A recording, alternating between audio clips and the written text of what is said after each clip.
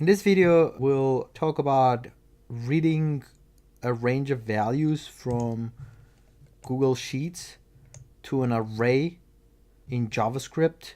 And then we'll also talk about how to actually have an array of values and put it in a range. So let's go ahead and get started. So right now we have this spreadsheet and we have some values. So you can see we have some numbers and some text assigned to those numbers, and that's in our range A7 through B13. So what we'll do is read those to an array in JavaScript. We go back to our app script. So the first two lines, we have to get our spreadsheet app to a variable, then we get our active sheet.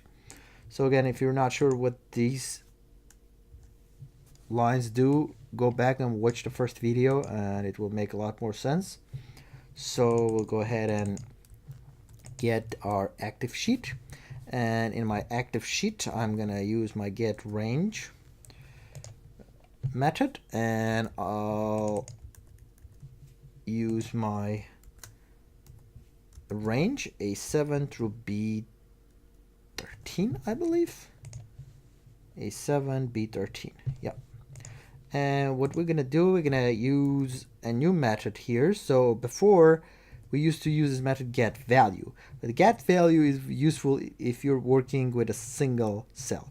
Right now we're working with a range of values, so we're gonna do get values instead of get value. Okay, let's assign this to a variable. Variable I don't know, it's probably numbers. It's not a great idea, but let's say I'm just gonna call it temp. And to see what actually happens here, we'll just log this out. So I'm gonna do logger.log, and I'll just log the variable out. Oh, temp. That's the line. So that's it. So we're gonna read this range of values and assign it to a variable, and then we'll just log it out. So I'm gonna run this code. Let's go ahead and view our logs. So that's what we got. So it doesn't fit on a single line, but we basically have this JavaScript array. And if you know JavaScript arrays, this is going to be very easy for you, so you should know what this is right away. But what it is really is an array, so I'm just going to paste it here so I can show you what's going on here. So we can do this way to make it easy.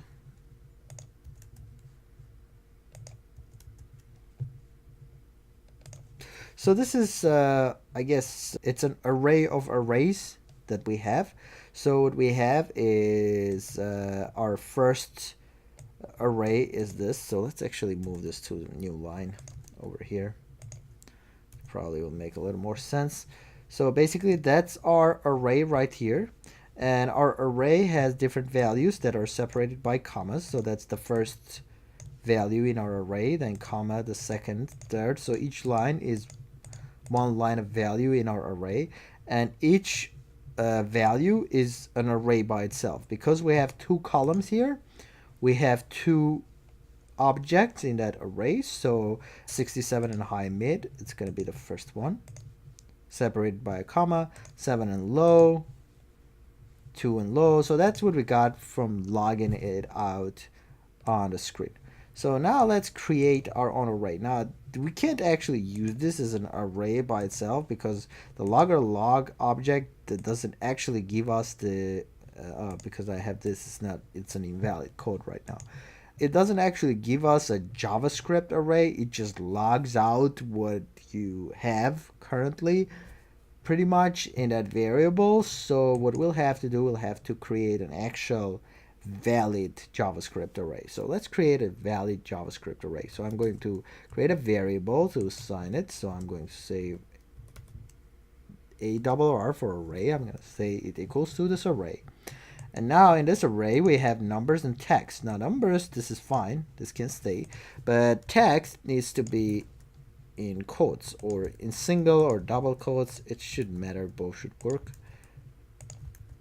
but anything that's text value should be in quotes. Numbers don't have to be.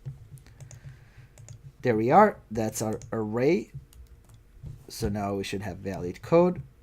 So now we create this new array that I have, and manually I just wrote it, and technically I didn't write it. I cheated. I tried to copy and paste so I didn't have to write the whole thing down. But there it is. That's our array. And this array, it doesn't have to be separated on lines like this. It could be all written down on a single line like that, and it would be just fine.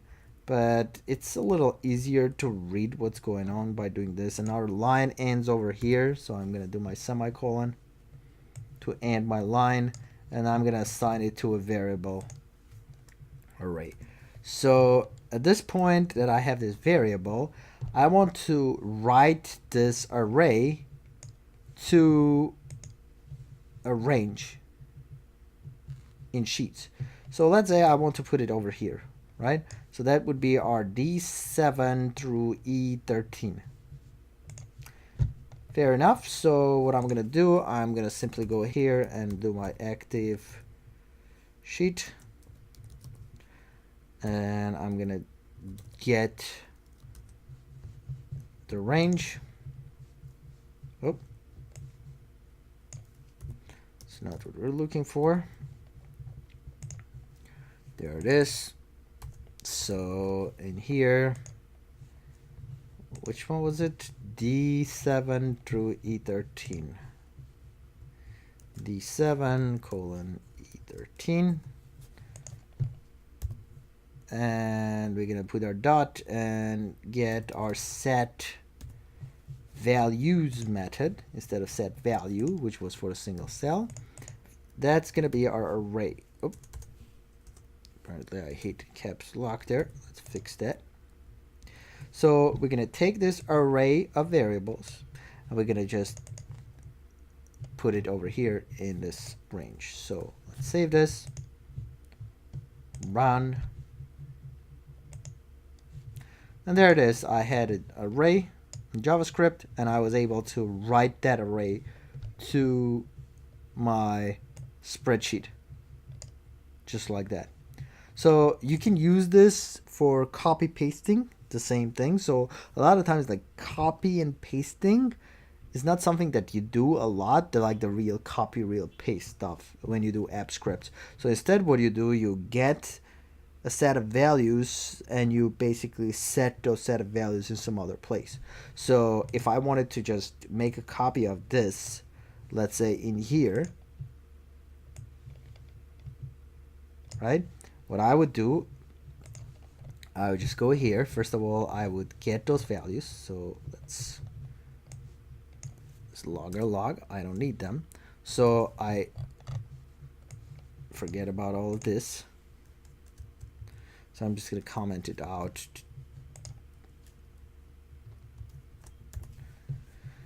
There it is. So far, I just grabbed those variables from A7 through B13, and I just basically just put it in this variable temp, right? So then I want to put in G7 H13. So I'm going to go, let's make it easier. G7 H13, and I'm going to set values to that temp variable right there. I'm going to go ahead and save, go ahead and run this function, and you can see we take this from here and we write it over here. So that's an easy way to just transfer an array, and basically what this line does, it reads it to an array, and while when you do the logger log, it may not seem like a valid array, which is, if you remember, when I just copy and paste, I had to do all these codes to actually make it a valid JavaScript array, but in a memory it is actually a valid array. so I can still use that variable to set my values or just work with those variables like I would in JavaScript. Hopefully that makes sense. So that's how you can read a range to an array, and that's how you can write an array to a range in Google Sheets. Thanks for watching and subscribe for new videos.